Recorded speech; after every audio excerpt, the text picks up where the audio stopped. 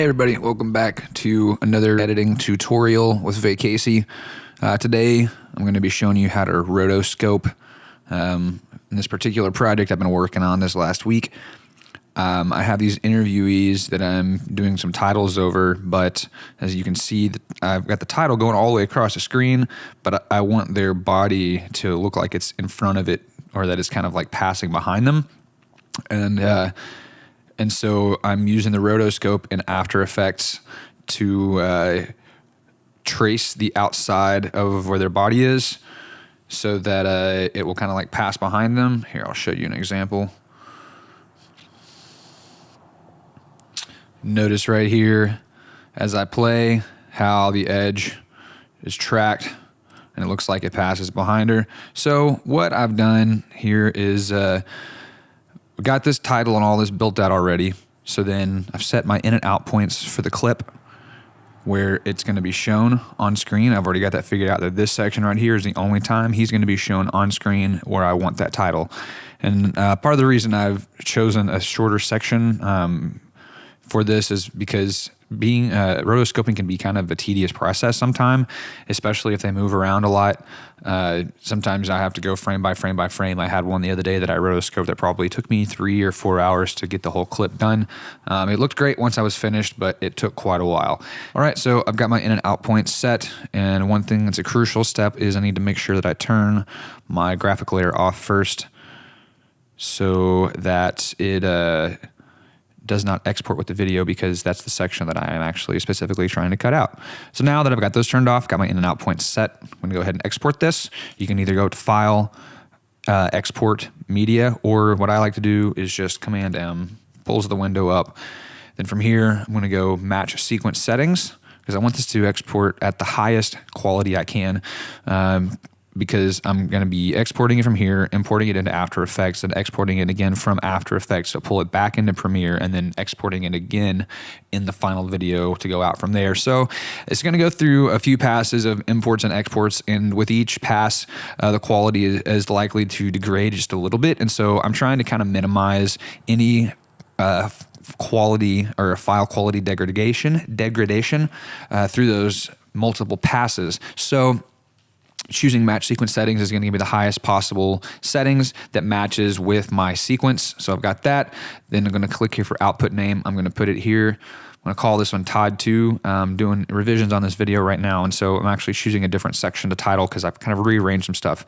So got that there. I'm going to hit export. It's a short clip, so it shouldn't take but just a few seconds, maybe 30 seconds to 45 seconds to export. All right, now that it's done exporting, I'm going to flip over to After Effects, and you can just do Command I for import, then select that clip, open that, and it's going to automatically create a composition. If you notice in the import dialog, it says create composition here. It's automatically selected. You can import this as footage and then create a composition. So that's what I did.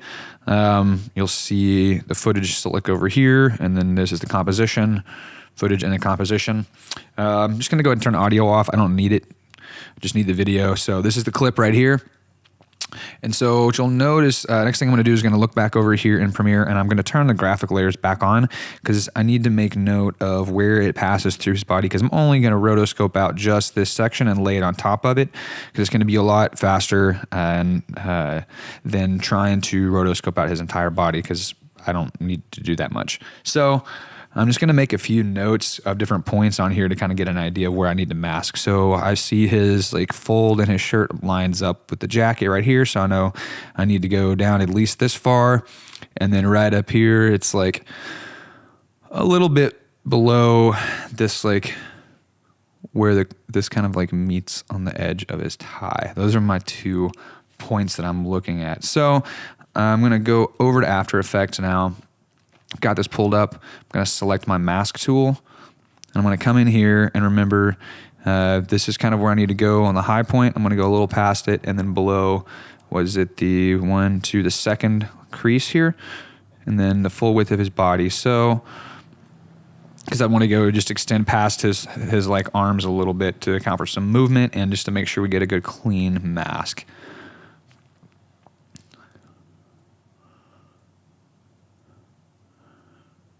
I'm gonna make sure I go to the edge of the frame, especially because his arm is there.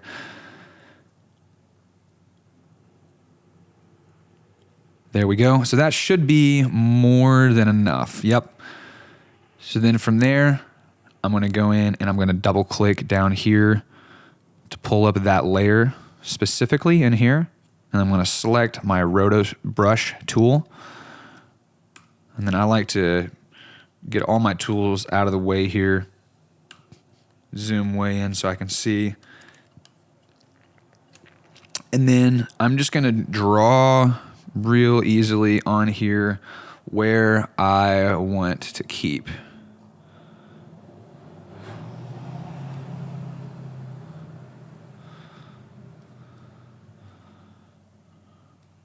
After Effects has now gone through and kind of analyzed where the edge is. So see, it thinks I don't want his tie here, but I do. And so I'm just going to kind of draw a little line like that. There we go. And notice how it's got the top, the edge lines here and here, because that's the edge of the mask that I made. And so it's not going to select anything past that point. Then I've got over here on this side, I don't want any of this, but it thinks I do. So if I hold the Alt or the Option key, it will give me the option here to kind of get rid of some of this stuff in here. Notice, there we go. Got some more down here. Let's get rid of these. Can zoom way in with this. Don't want any of this stuff. There we go. Same thing here. And I like to make sure I'm at the very start of this here when I do this, to make sure that I start at the very beginning of the clip. Just kind of works out better that way. You'll see why in a minute. Oh, so okay, see what it just did there? I only cut out this part here, and it like went all the way down here. Well, that's fine, okay? Because then this is just kind of learning where the boundaries are. And so I'm just gonna draw another one back in. I'm just gonna come down here and say that I want all this, because I want all this around here. I'm gonna come back through, I'm gonna draw another line, just kind of like right up along here. And with every line that you draw, After Effects makes some new calculations and kind of learns where the edge is. See, we got that one there. Boop. Now, part of the reason that this is being very detailed is because I have a higher resolution clip. If I'd done a lower resolution clip, it wouldn't have been quite as detailed because it wouldn't be quite as much information there.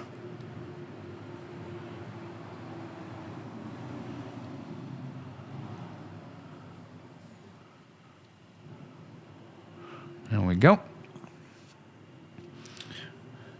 I want to get rid of just a little bit more right here. Try to straighten this out a bit. There we go. And then I got this down here. So I'm just going to kind of keep making passes around like this and making sure that I have my edge the way I want it to be all the way around for this first frame.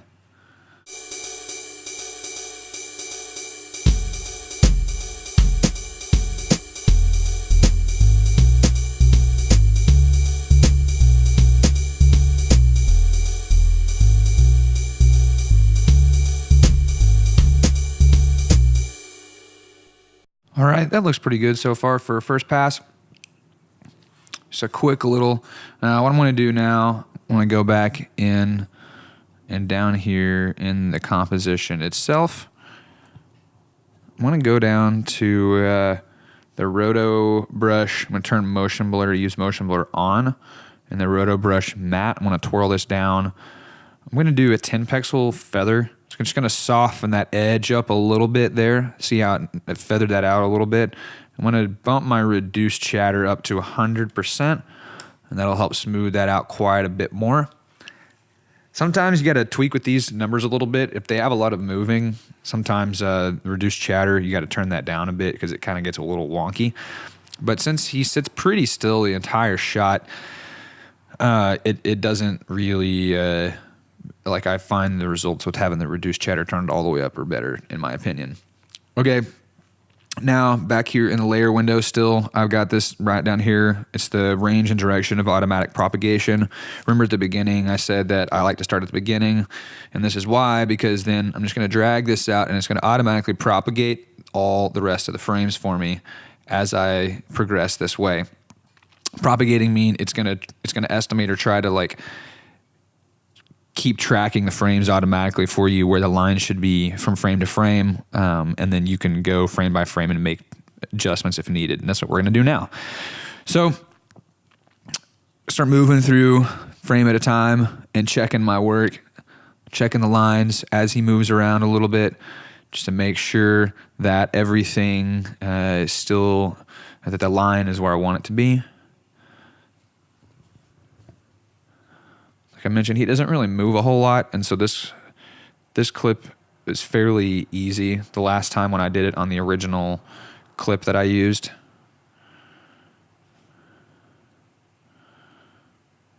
And now that I've gone like a few frames and it's still seeming pretty consistent that he hasn't really moved, I'm going to move up ahead quite a bit more. And you see this little green line? It's filling in right now, propagating all those frames. And keeping an eye on here, everything looks good. I'm going to move up a bit more, let it propagate some more.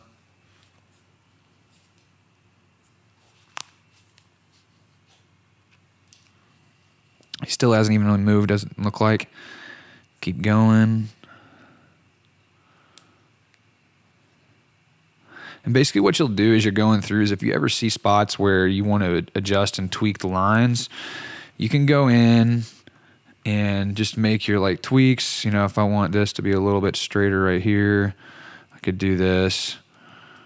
And then maybe if I move a few frames ahead and see that there's something else, I can zoom in, tweak whatever it is, and it's just like frame by frame, it'll repropagate the next frames, and it just kind of starts to learn where the lines are, and the more information you give it, the better and faster it is. This project is the first one that I've really used this tool on, and honestly, I'm pretty impressed, pretty blown away by how intuitive it was for me to use. And I mean, even though it took me 4 or 5 hours in the first one, I think part of that was just because I hadn't really used it before. And so once I kind of got a feel for how it functioned, it really helped speed the process up. And I think it's a great tool that I'll start using in my projects a bit more. Okay, I've looked through the whole thing and I feel like it looks pretty solid. You'll see here the whole section is cut out now, and I can go to the beginning. I did, if you notice, I went back to my composition tab up here. So I'm going to go to the beginning, go ahead and hit spacebar and let this render out and play. And you can see he's moving a little bit. It's going a little slow because it's rendering the frames out right now. But you get the idea. Okay, and then I'm going to come over into my render queue and then grab from the project panel over here the composition that I want to render, drag it into the render queue. On output mode, I'm going to select here.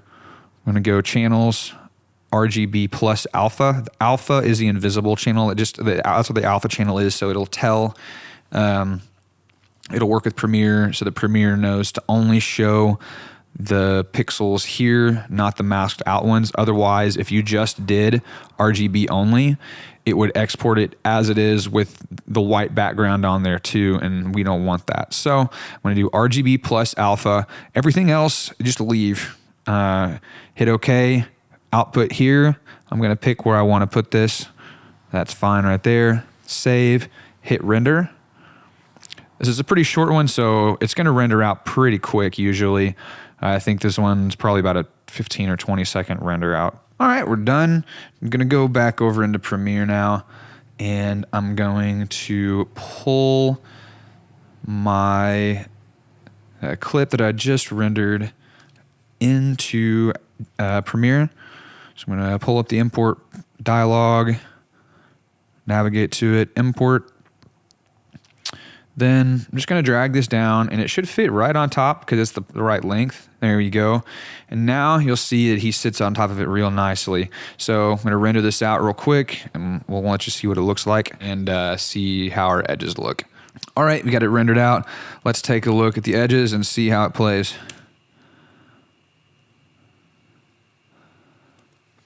Not too shabby. Some of this stuff could be smoothed out a little bit. You'll notice that it cuts across the bench here. Maybe I should just not show it there at all.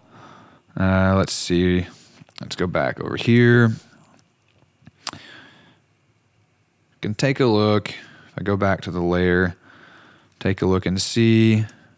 This is kind of the process, is that export it all out and then, you know, to see if it even is worth it. Yeah, see that right there? See how, I mean, it's not really much there. So I think actually I want all of this to just be masked out from there down. I think that's really going to look better.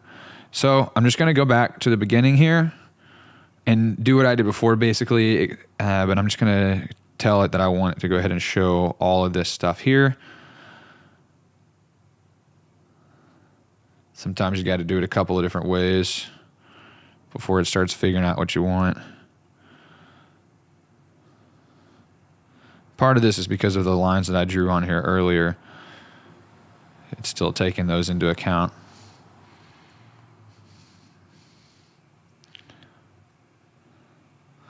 But just keep going. It'll get rid of all of them.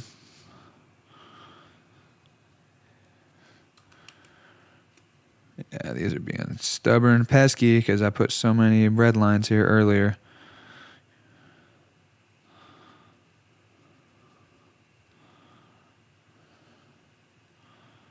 Just a little bit.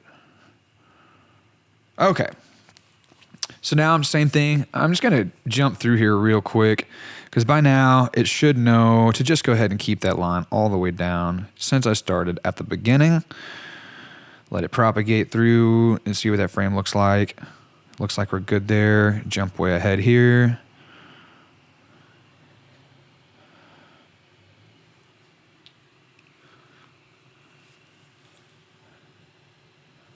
That frame looks good. Let's go ahead and go to the end.